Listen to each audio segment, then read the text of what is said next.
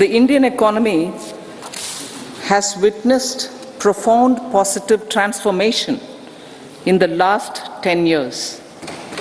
The people of India are looking ahead to the future with hope and optimism.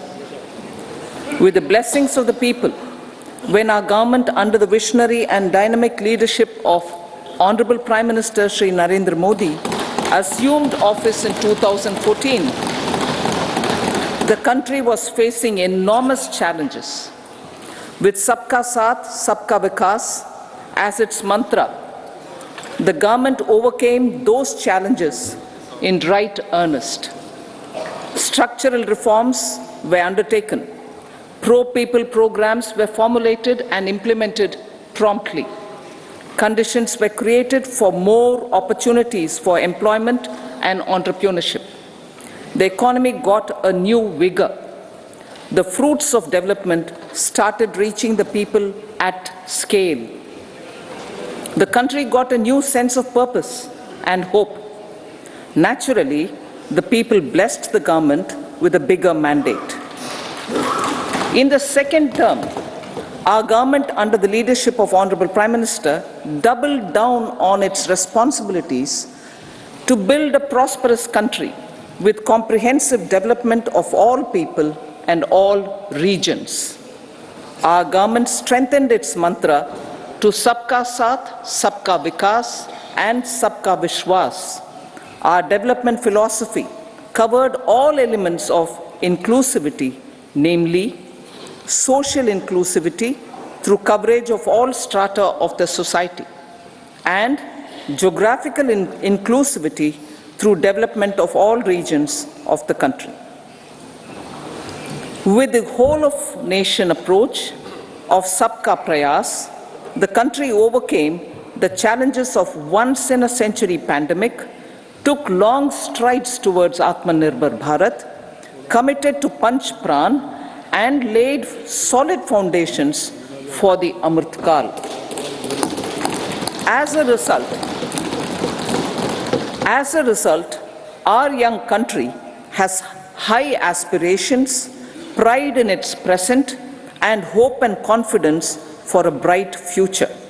We expect that our government, based on its stupendous work, will be blessed again by the people with a resounding mandate.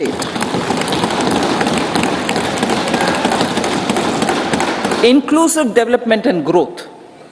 Our humane and inclusive approach to development is a marked and deliberate departure from the earlier approach of provisioning up to village level.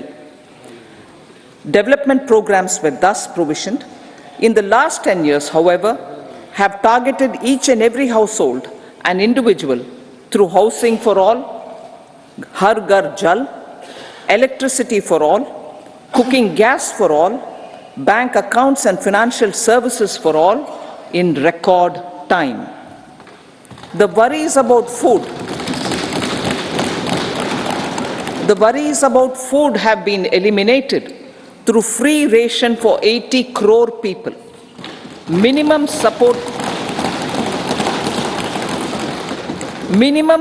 prices for the produce of Annadata are periodically increased appropriately. These and the provision of basic necessities have enhanced है उसने वास्तव में ग्रामीण क्षेत्र में लोगों की आय को बढ़ाया है। जो आर्थिक आवश्यकताएं हैं उनको हम इस प्रकार से ठीक कर सके और हम ज़्यादा से ज़्यादा नौकरियों के अवसर उपलब्ध करा सके। सामाजिक न्याय, हमारी सरकार एक ऐसी दृष्टिकोण के साथ काम कर रहे हैं कि हम सर्वांगीण, सर्वस्पर्शी और सर्वसमावेशी विकास करें।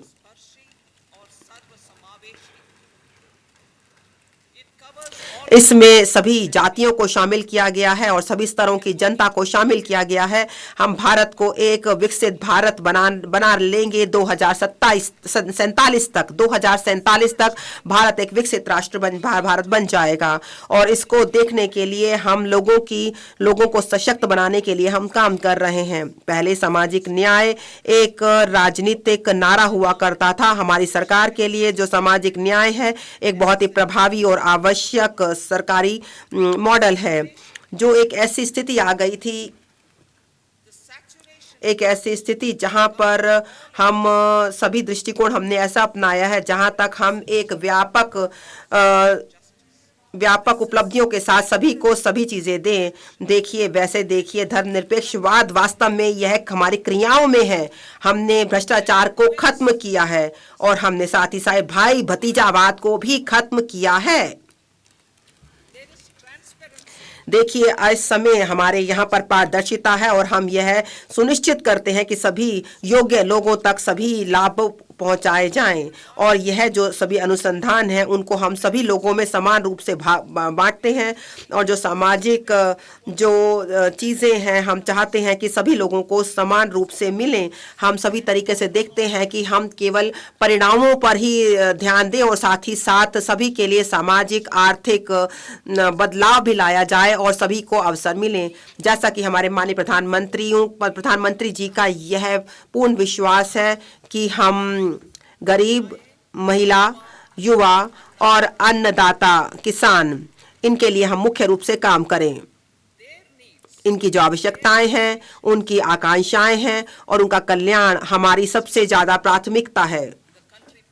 जो देश तभी तरक्की करता है जब ये चारों तरक्की करते हैं। इन सभी के लिए सभी को सरकारी सहायता मिलनी चाहिए ताकि वे अपने जीवन को बेहतर बना सकें। उन्हें सशक्त किया जाना चाहिए और जब उनको सशक्त किया जाएगा तो हमारा देश और आगे बढ़ेगा। गरीब कल्याण, देश का कल्याण। हम गरीबों को सशक्त करने में विश्वास रखते हैं। पहला हमारा दृष्टिकोण यह था कि किस प्रकार से हम उनको चीजें देकर हम गरीबी को दूर करें।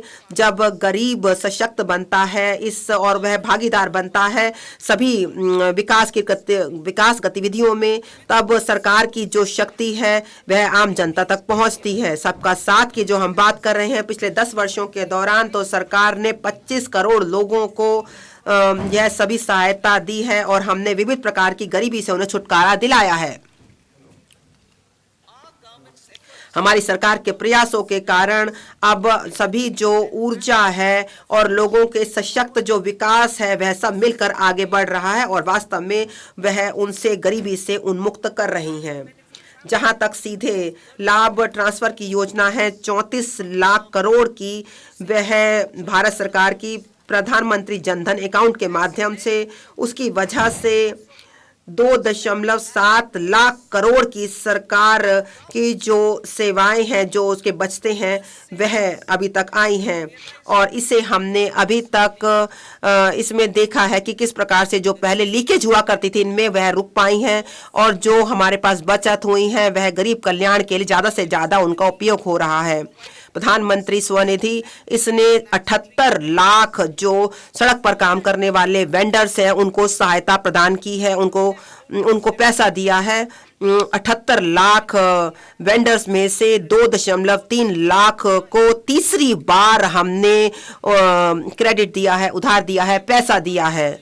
जहां तक पीएम जनधन योजना जो कि विशेष रूप से संवेदनशील जनजातीय समूह तक पूछना था, जो कि वास्तव में विकास से बहुत दूर अभी तक रहते हैं। प्रधानमंत्री विश्वकर्मा योजना जो कि सहायता उपलब्ध कराती है हमारे कारीगरों को और जो 18 व्यवसायों में लगे हुए हैं। यह जो योजना है वह दिव्यांग और जो उभयलिंगी हैं उनको सशक्त करने की बात है। वह हमारी सरकार के हर काम में है कि हम किसी को पीछे छोड़ना नहीं चाहते।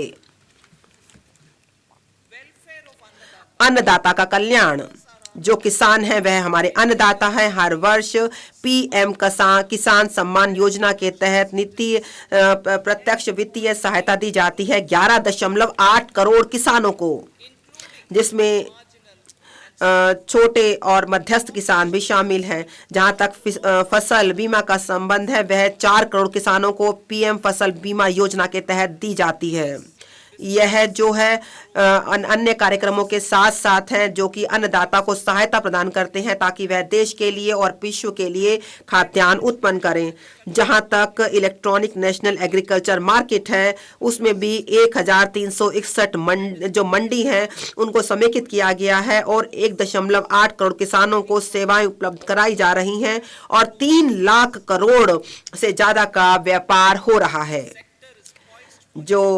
जो जो क्षेत्र है जहां पर समावेशी और बहुत ही उच्च विकास होना चाहिए, उत्पादकता होनी चाहिए, इसे हम किसान उन्मुक्त योजनाएं बना रहे हैं, उन्हें आय की सहायता दे रहे हैं, उनको खतरा लेने की जो वह सक्षम हो सके, इनके लिए हम मूल्य और दूसरे समर्थन दे रहे हैं। अमृत पीढ़ी जो युवा हैं उनको सशक्त करना, हमारी समृद्धता तभी निर्भर करती है जब हम अपने युवाओं को सशक्त करें, उनको पूरी तरीके से सजग बनाएं। जो राष्ट्रीय शिक्षा नीति है 2020 वह अब बहुत ही बदलाव और सुधार के मोड़ में है। जो पीएम स्कूल हैं वह पीएम श्री वह बहुत ही अच्छी शिक्षण सुविधाएं उपलब्ध कराती है ताकि सभी रूप से बच्चों का विकास किया जा सके। जो स्किल इंडिया मिशन है जिसमें 4 करोड़ युवाओं को हमने अभी तक प्रशिक्षित किया है और हमने उन्हें और शिक्षित किया है 54 लाख युवाओं को और 3000 नए ITI हमने खोले हैं। भारी संख्या में जो नए संस्थान हैं जो उच्च शिक्षा